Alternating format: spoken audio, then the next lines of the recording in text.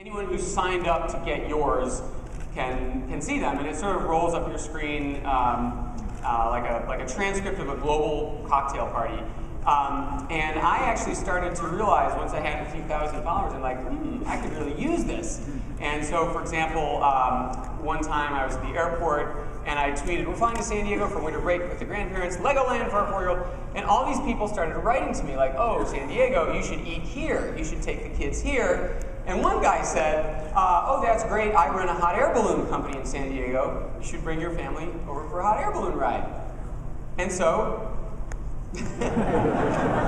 that's the guy, that's us in the balloon, those are my kids. So it was truly amazing. And ordinarily, you have to pay a lot of money for those balloon rides. And I did, but it was worth it.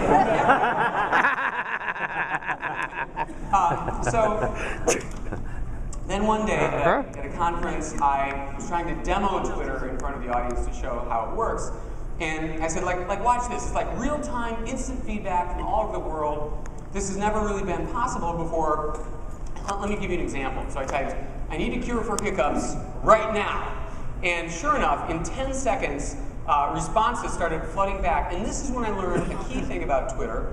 Twitter is a completely different internet from Facebook and YouTube and all those things. I don't know if have you seen the comments on YouTube?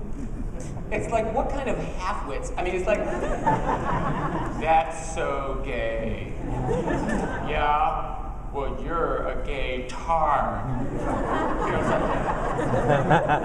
are you 11-year-olds with English as a second language? And they never know where to put the apostrophe in the word it's. Never. 100% of the time wrong.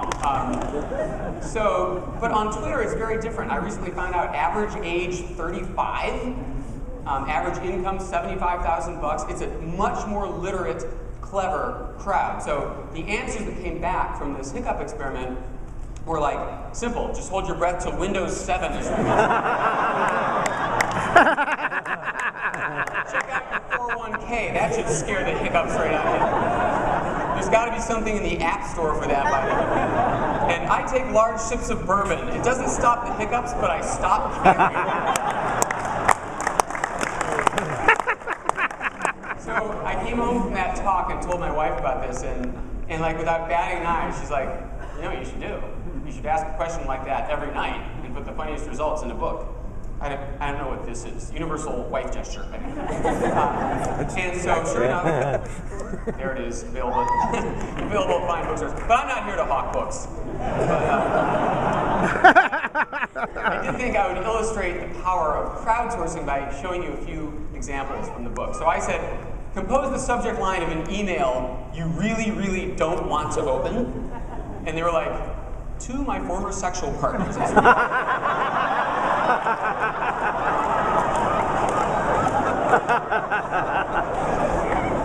Read what seems to have been your car. From your publisher. Subject, good one. Could you send the real chapter now?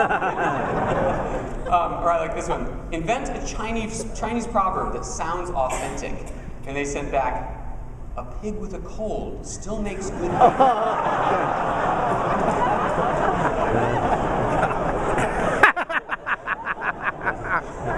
And they're so funny because your brain is like trying to get sense out of it, you know, like all those Chinese proverbs. And this one I love. The pit is always smaller than the plum. And you can use these. I was at a theme park with my kids, and it was in the summer, and they're like, Dad, I'm hot, I'm hungry. And I'm like, hey. The pit is always smaller than the plum. You know, and they're just like, I'm going to use that. That was good. It is dangerous to leap a chasm in 2 bounds.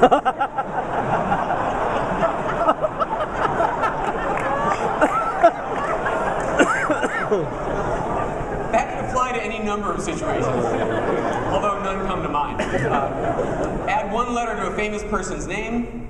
Yo-Yo Mad. Toronto, sidekick of the Canadian Lone Ranger. Thomas Hobbies. Life is just a bunch of nasty, brutish, and short weekend projects. And not all of them were meant for comic effects. Some of them were life questions, like who's got the worst romantic dumping story? These are painful.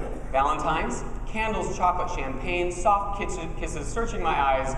God told me who I'm going to marry, and it's not you. My ex-husband tattooed his girlfriend's face onto his bicep 2 months after meeting her before telling me anything. Thanks.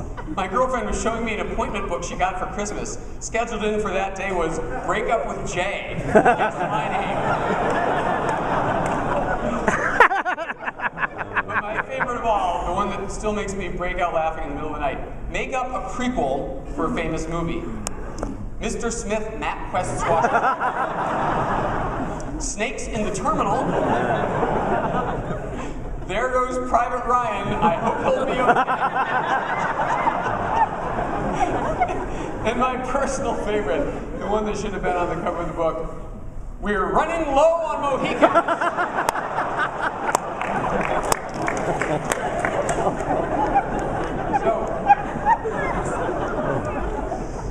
So I decided I had such success with that experiment that I would try the same thing for today's keynote. And a couple weeks ago, I invited my followers to submit ideas for fake iPhone apps. And I'm going to show you a few of the winners here. I should point out that with, 160,000 apps in the App Store, one of my contributors emailed me this. It wasn't easy coming up with funny iPhone apps that were fake. Scott's law states that the stupider and less value any app idea has, the more likely that it's not only in the App Store already, but a bestseller. So here's one example. This is done in the form of a commercial. From the almost makers of Pogue, I'm too sexy for PCs, too sexy for PCs, too sexy for these. Comes the latest in David Pogue apps, Rogue Pogue.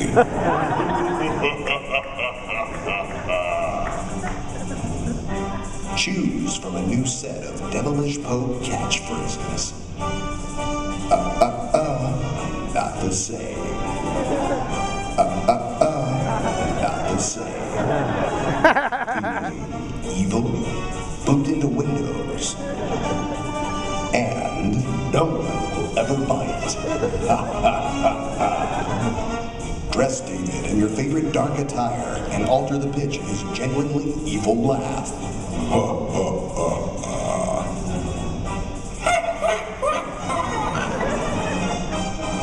Look for this new cultish app ready for a smartphone near you. Okay, so, I just wanted to show you that because look at the effort they went. Oh, there she is! I mean, what I meant was, isn't that brilliant? There she is, ladies and gentlemen. Thank you. The next one comes from Jeff Newman, and he says, when you're leading up to a MacWorld Expo, there are so many questions. Will the iPad support Flash, and will it come in colors, and how's Steve Jobs' health, and when's Apple going to finally do this and that? What we need, ladies and gentlemen, is iRumor, where you shake the and it answers.